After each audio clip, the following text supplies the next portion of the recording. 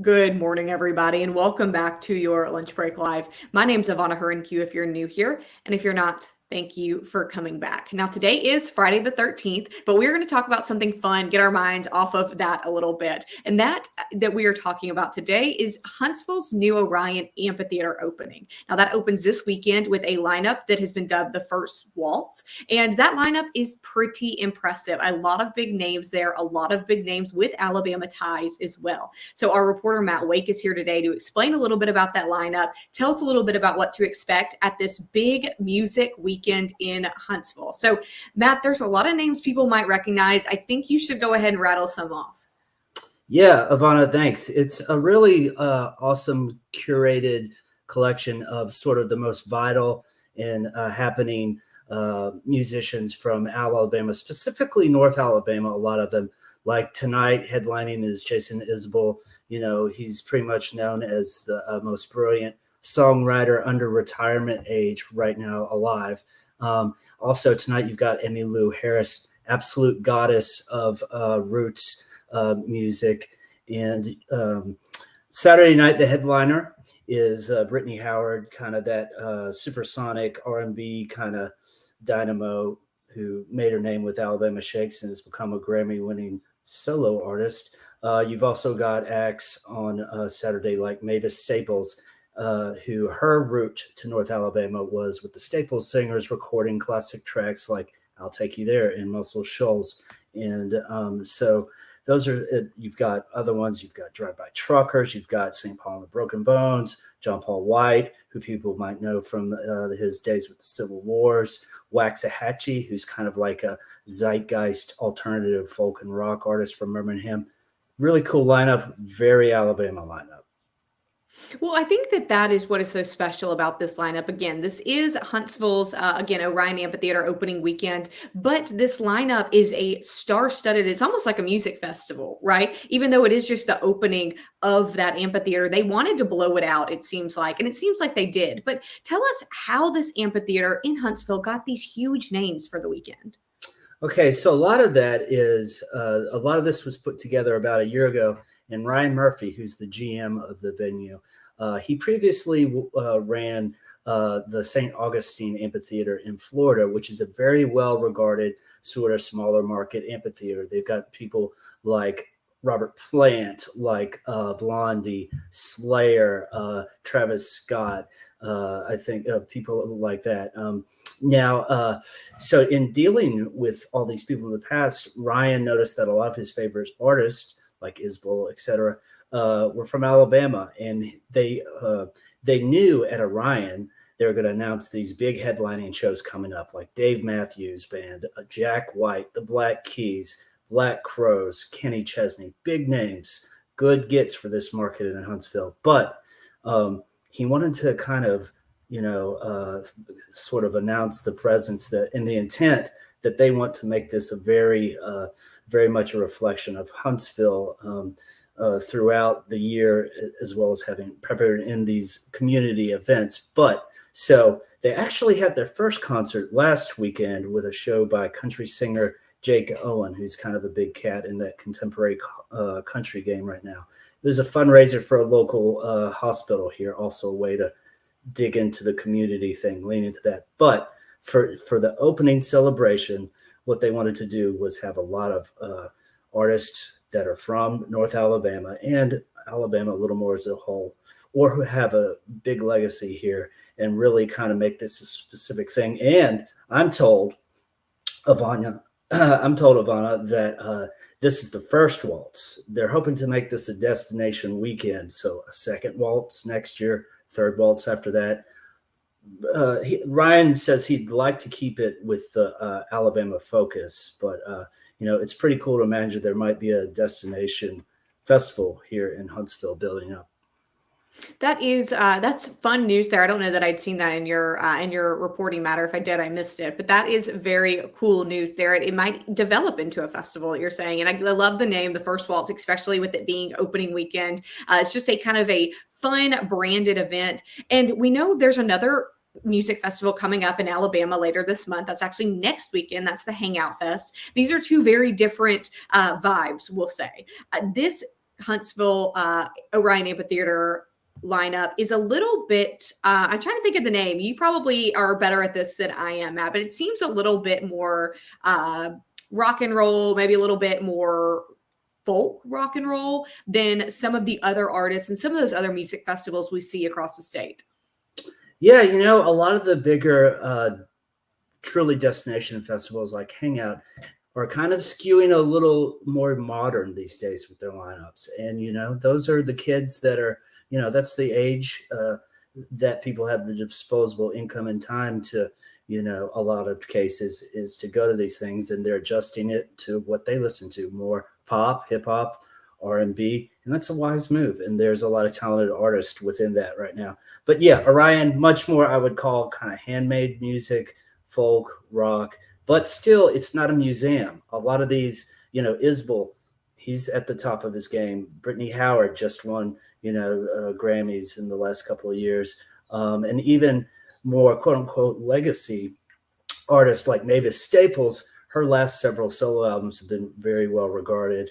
So it's not a museum for sure.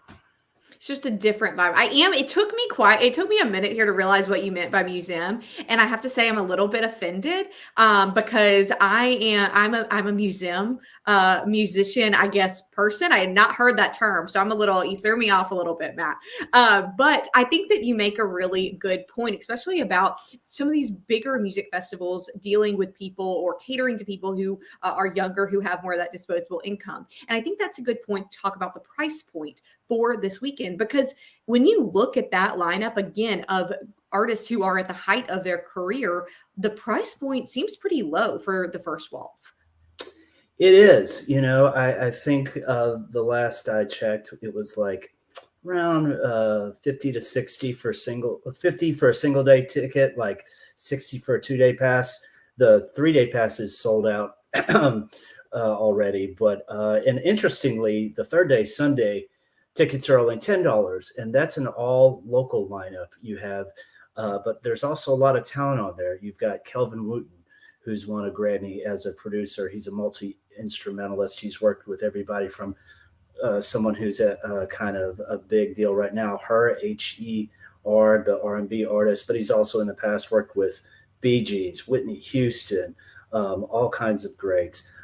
You've got a local alternative pop singer named Deacon Sue. You've got the Aeolians, Oakwood University, a historically Black university choir that's traveled around the world, voice of God kind of thing. And you've also got local rappers, the Neighbors, kind of a conscious rap trio. And then you've got Trans Lee, a MC from Huntsville, who's made some waves, and he's talented as well. And there'll be some special guests that I think longtime Huntsville local fans will be really excited to see their people on this big stage. Well, and tell me about the organizers of this event and of this amphitheater. Was it important to them to have that day specifically for Huntsville and local musicians? Yeah, for sure. Because they want this, and they're not just talking this, they're walking it. They want this to feel like, they want the Huntsville community to feel like this is their amphitheater, not just this big enormous dome. They go to a concert once or twice a year. So there'll be lots of community events, like sort of like artist markets. They'll have kind of local music fest out there too. Yeah, it was important to them. And also for people who maybe even, 50 or $60 doesn't work for your current finances in Mid-City, which is this development. There's a outdoor kind of smaller, cozy, cool, vibey Austin, Texas-y venue called The Camp. That's about a 5-minute walk from Orion. And on Saturday, they're having a day-long free festival of local Muscle Shoals and Huntsville kind of rising acts called the Camp to Amp Festival. And that's during the day, Saturday. So it's if you're tight on money and you still want to kind of get within the energy of this big opening weekend celebration, there's an opportunity there for that. Oh, I love that. I'm so glad that you added that in. Matt, I have to say, I know that you are going to be headed to Orion this weekend. What act are you most excited to see? You know, it has to be Mavis Staples, because anyone whose music has held up the way the Staples singers has, I'll Take You There, Respect Yourself, and also, I know a lot of the Muscle Shoals cats that played on those records. So anytime you can see one of the greats that are still out there doing it and still good at it, that's exciting. Another one, and of course, Brittany and Isbell, and I've seen them, and they're both great. Another one that I haven't seen is Waxahachie, the alternative folk and rock kind of. It's a young lady named Katie Crutchfield from Birmingham who records and performs under the name Waxahachie. Very well regarded. Spin, Pitchfork. They're all over this. So those are two I'm looking forward to seeing. Besides, Isbell's band's great. They're kind of like. He's got this great backing band. It's kind of like Springsteen, a Southern Springsteen being backed by Tom Petty's Heartbreakers is what seeing Isbell like is. Very guitar-y, good show. And then probably the hardest question of the day, what is the show you're looking forward to most this year? Oh, at Orion? Yeah, two come to mind. Well, I'm 50 years old, so I'm a huge Black Crowes fan. Since 1990, their Back to Basics rock and soul debut, Shake Your Moneymaker. So I've seen them over 50 times, but I don't have to travel anywhere to see them this time. But Jack White, who's also kind of, I think, the last rock star, the most recent real deal rock star from the White Stripes. He's kind of in concert. He's kind of like a rock and roll version of Prince. If you ever saw any of Prince's show, flying by the seat of his pants, no set list. Everybody has to watch him in the band for the next song, what it's going to be, to follow him, to follow the jams. So those are two that I'm looking forward to, Black Crowes and Jack White. And when are those expected to hit the stage? Ooh, I believe they're June and maybe August. Okay, so you don't have to wait too long then. No. But lots of good stuff. Chris Stapleton, another big get. That's one of the biggest, kind of country artists going these days. Dave Matthews, the first show to sell out there. Jam band, super group. You've got Kenny Chesney. If kind of pop country is your thing, he's a king of it. And if you're more into R&B, Keith Sweat, who a lot of good baby making R&B from the 80s from Mr. Keith Sweat. And there's some cool stuff that hasn't been announced yet that I know, but I can't tell you guys yet. But it's a great opening season. And I think it's the start of a really, really big, good time in touring music in Huntsville. Well, and also just kind of a good time for a lot of people who are probably just getting back in the concert scene after several years of a pandemic here. So sure to be a lot of fun. I'm jealous, Matt. Have fun for both of us. And I know you will. I know I don't have to ask you twice. Thanks for having me. Thank you, Matt. Everybody watching, thank you so much. Have a great and safe weekend.